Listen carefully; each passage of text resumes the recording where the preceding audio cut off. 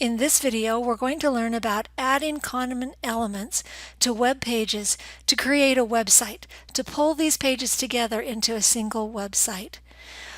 There are several things that we can add to make things common.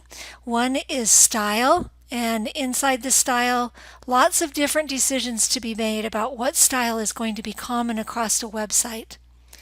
Another thing is common parts like a common header, a common navigation, common sidebars, and a common footer. And then common layout, how the pages are laid out and organized. And one thing that a website does is it chooses a layout that it can use on its pages, maybe 2 or 3 different layouts that work on the pages throughout the website. In this first video, we are going to work on the common style. Now, there's several things that need to be decided, and this is not an easy process. This actually takes quite a bit of time to make the decision about what color scheme you want, what your background you want to look like, and all these other decisions that need to be made. So I've spent the time to make the decisions for the website that we're going to be working on today, and I've chosen this as the color scheme, and I've done some validation about color contrast, about how the colors work together, and I've spent quite a bit of time playing with the colors to decide which ones will work and give me the look that I want. I chose a background to stay white, and I picked a font that I wanted to use throughout the page. I chose a dark color for the text. This looks quite a bit like black, but it's just a little bit softer if you choose something that's not a straight black color. And I made decisions about links, how they're going to look when they're active, when they're visited, when they're just first exposed, how I want those links to work, and what things I want to change on hover. Remember that you want your links to stand out, that you want them to be visible to the users so that they can be aware of where links exist. And headings, so with headings we get decisions. We get style already with the headings when we code them as an H1 or an H2. They're a different size and they're bolded. But we want to use not necessarily the style that's provided. We can pick our own style. We want to use headings in an important way, in a hierarchical way, to say heading 1s are more important than heading 2s, and heading 3s are not quite as important as heading 2s, but more important than heading 4s.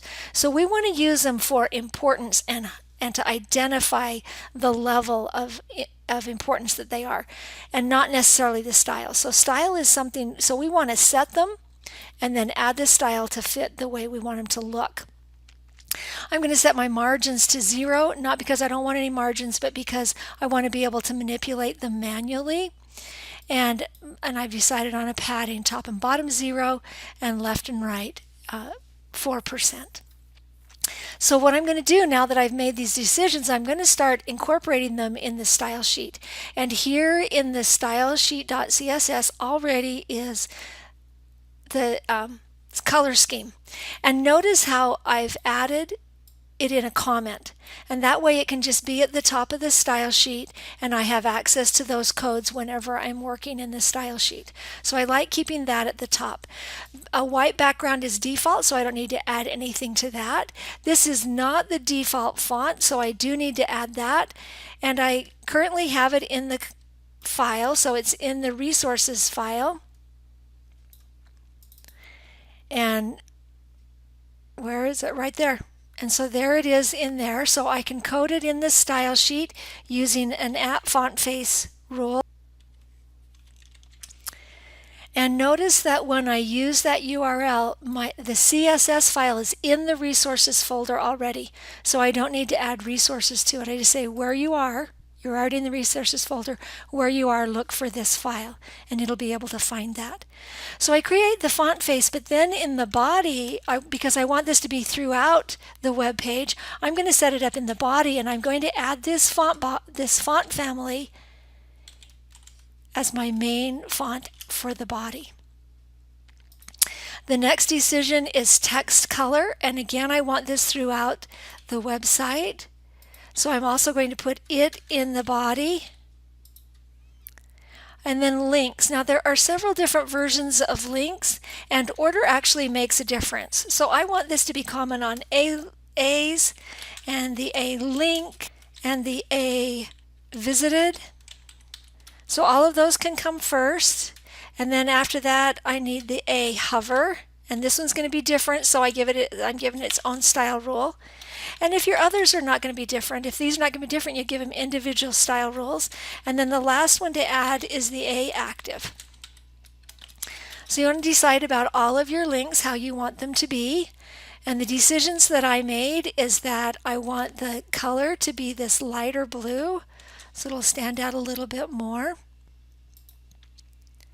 And I want it to be bold and no underline. So the way I do bold is with font weight, and that's where I want to do the bold. And then how I do no underline is text decoration, and I just set that to none. On hover, I'm going to change the background color to this color. So in the hover one, I'll set the background. And I made a note that said, when you transition the background color, so when you change that background color, transition it over time. So I made this decision that this is how I wanted it to transition. Now notice that this goes in the A links themselves, not in the hover. And then when it's changing, when background's changing on any of these, it'll happen over that 1 second time. And those are all the decisions that I made on the A links, but I also wanted the active to be the same. So I made no differences between the active and the visited links and links that are unvisited. I wanted them all to be the same. The only difference that I made was on hover. The next decision I made was for the headings, and I decided I wanted them all to be a color, the same color, so I'm going to add the style selector that includes all of them, and I do that simply by putting commas, and that means it'll apply it to all of these.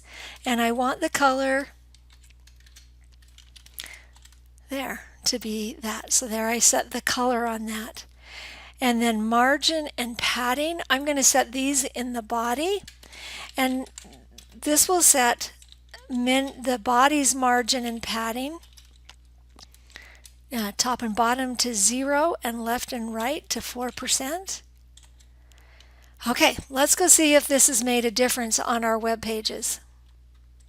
So if we refresh, oh, it didn't make any difference. So why would that be? Well, it is because our files don't have any link to the style sheet. So this one has never had any style on it, so we need to say where that is. And this file, we're in the HTML, which is not in resources, but the style sheet is in resources, so we say resources dot and then style.css. That's the name of the file. So I add the style sheet there, save it and refresh, and there we see the font show up, we see the color, we see that padding showing up. So we see a change. Let's make a change to the learning. Now Learning HTML already has a style sheet in it. And I've set that name of that style sheet to learning underscore. So we want to keep this style sheet because we want that style to remain. But we also want to add the common style that's for the website. So now we can have two CSS files, and you do that by simply having two link tags, but you have to decide which one you want to come first. So what happens if there's conflicting rules between the two, the last one entered wins. So if I do the common style sheet first, and then any rule that needs to be changed just on that one page will be in the second style sheet, and it will overwrite it. So now if I save that, let's see if this makes a difference. And there, notice how we get that font and the coloring. Notice these headings are a different color, and that's because the style sheet for this page has set that to that local color. Remember, since we added it last, that one. So on heading 2s, that color wins. But here we see our links, text links showing up, and there you see that transition to a background color happening over time. You see how the links stand out because of the color and the boldness? All right, and then the last one is distractions. Now the distractions page is made up of text and heading and images and links provided by the CS 2350 students here at Weber State University.